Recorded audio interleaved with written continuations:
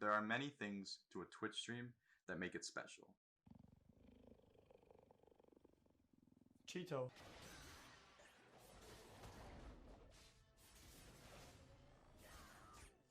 This guy grabbed me! There's video games, watching someone play a video game, how they react to certain parts, how they play, are they good at the game? Another factor is personality. Is the streamer funny? I have erectile dysfunction. Do they have good comedic timing? Can they make the stream entertaining out of a game that they're not even good at all? But sometimes, a key factor in a stream is music. Music is common in the Twitch community. Some stream themselves singing or performing. There are also some games that are just completely related to music, and they're fun to play. It's fun to listen along and chat with other viewers, and can be really entertaining while playing games. But what if I told you that this is being compromised, the ability to use music on Twitch? People getting takedowns every now and then. It's happening right now. It's a huge problem that is threatening the very own health of Twitch.tv.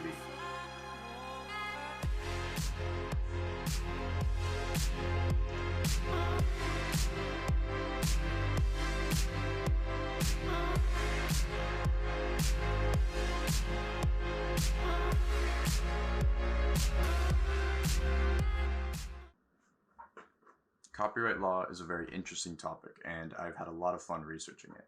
This video will cover copyright law, DMCA, and how its vague and outdated rules are ruining streaming services such as Twitch.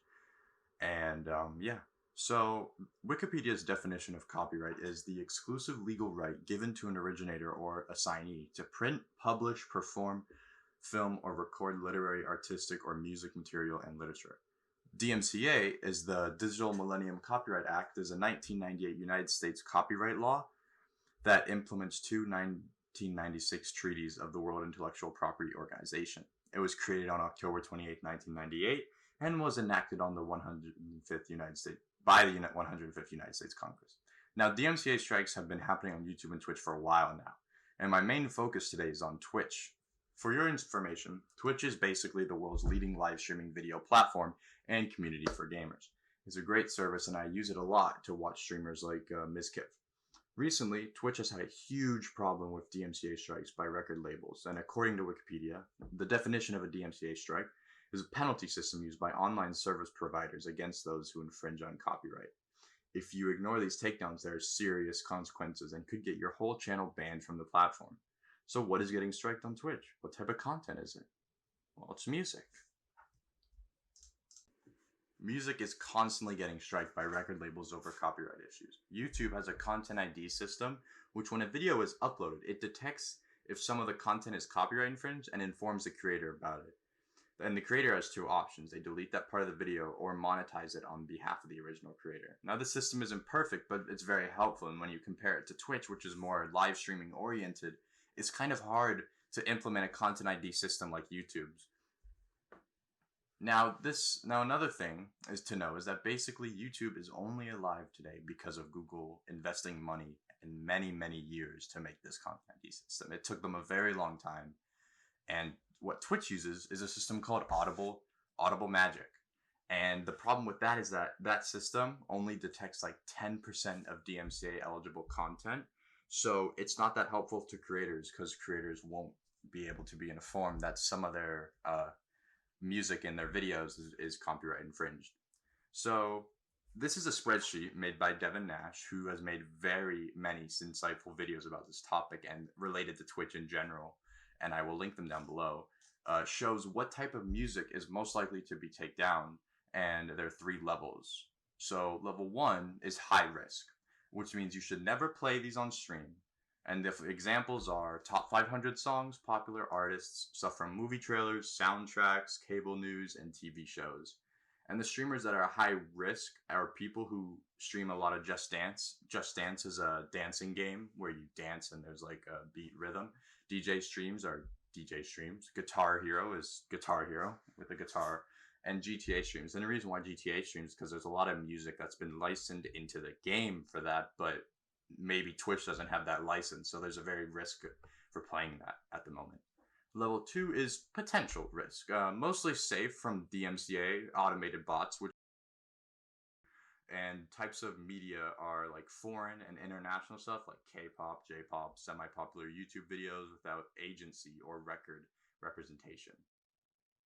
Music that show no copyright attribution on YouTube or lo-fi, that too. Below this point have a less than 1% chance of getting DMCA takedown. These are classical music and music before the 1900s. Video game music is almost 100% safe. Automated bots can't tell the difference between in-game and out-of-game. And lastly, indie artists and small YouTube channels. A lot of indie artists and channels will usually love the exposure if you ask for their permission to use it because they want to grow, so that makes sense. But some don't, you never know. And the last level is level 3. Level 3 is 100% okay to stream. So obviously this includes like Creative Commons or DRM, free verified music, copyright-free databases, public domain music, and permission from the artists, obviously. And a lot of streamers are not allowed to do things they normally could have done, and because of fear of DMCA. There's a category on Twitch called IRL, which is where streamers will go outside into the world and do streaming stuff in there. There's a lot of popular people from that, such as Jake and Bake Live and Andy Milkonis. Now, obviously, during the pandemic, you can't do that much, but it still is a very big community, and it's very hard to because you could go into a grocery store and you could be like, oh, there's music playing here. I have to get out of here because that little 5-second clip could get content takedown, and my whole revenue for that one live stream could be just taken away. So it's a very unfortunate situation. Oh my god. What? What? There's music in the ceiling. Oh, you're fucking right. What are you gonna do about that? Oh no. Do we actually have to leave? I think we actually do. Are you kidding me? No, I think I'm serious. Is there always music at the grocery stores? I don't know. I don't remember ever hearing it before now. No. The more we stand here, the worse it's gonna get.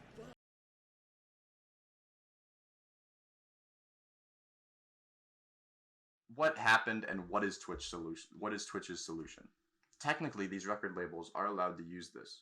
And because to be able to play a song, you need 3 licenses: a master's, public performance, and a mechanical license.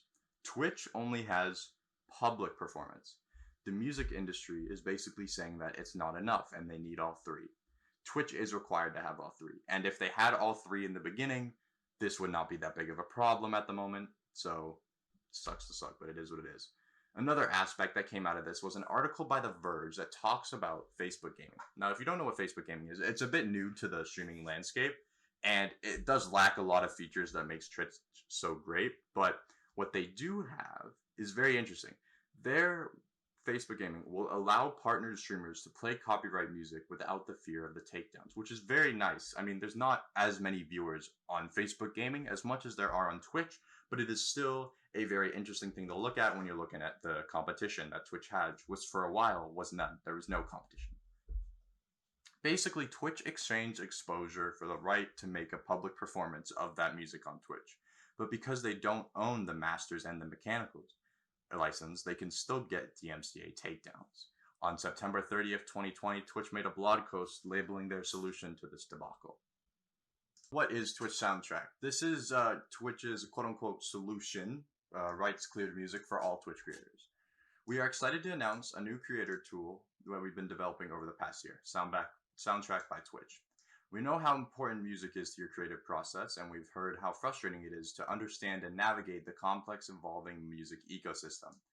Soundtrack gives you a curated collection of rights-cleared music and integrates your streaming software to separate your audio sources, allowing you to keep your channels safe while you create compelling content and grow as a creator. So this is what it looks like, and basically what they're trying to say is that Twitch Soundtrack, instead of putting the songs in your actual stream when you end in the VODs, it puts it in the live version. And it is a very slim chance that you get DMCA takedown live. Very slim. Unless you're streaming like a presidential election that isn't supposed to be, or an event that isn't supposed to be. Only other than that it's really slim. So let's read all this other stuff. There's the latest electronic dance music in our Sound Please playlist to create chilled out lo-fi beats in our Beats to Stream playlist, and everything in between. These are many partners who are actually pretty noticeable that I have heard of, and it looks good, but when you look at it, this is another article from the Medium, which is called "Let's Talk About Twitch Soundtrack," and this is talking about they announced it and what they say and what it basically means. It basically means that Twitch Soundtrack is paying musicians with exposure. Twitch Soundtrack is Twitch's largest effort date to address the music problem on its platform. As with most Twitch services, they want to offer soundtrack free to their broadcasters. One way they could achieve this is to pay musicians the license to work. This is what Facebook Gaming did, like I said earlier. Instead, Twitch went the route of exposure. You can easily tell how that kind of feels instead of getting actually paid. The musicians are not actually getting paid, they're getting exposure. Now, this might be a bit nice for smaller musicians, but like it's still not really that fair. And it basically is using loopholes to avoid paying them fairly. Now, here's another part. If you read behind the lines of the incredibly well-crafted marketing, there are some glaring issues about soundtrack that they are talking about. As referred to in this Forbes article from 2 years ago, to properly license music for live streaming content and VOD content, you need 3 licenses. For record labels, you need a master use license. From the publishers, you need a public performance and synchronization. There's also another license called mechanical. They do pay public performance. They have blanket performance licenses with performing rights organizations, pros such as ASCAP, BMI, and SESAC. And this means that even though musicians' music is being played all over Twitch, it doesn't report what music is being played. Therefore, the PROs can't pay the royalties to the proper musicians. This leads to a situation where a small indie label of 99 Lives can literally have tens of millions of plays on Twitch over the past couple of years and haven't received a single dime from Twitch Performance blanket license. And it does not have synchronization licensing, and it's basically a loophole that pays exposure instead of actual money to the musicians, and that's basically it.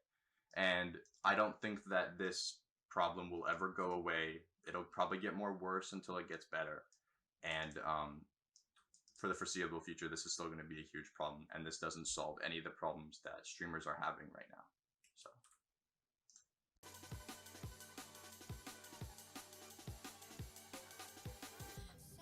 Oh, we're back. All right.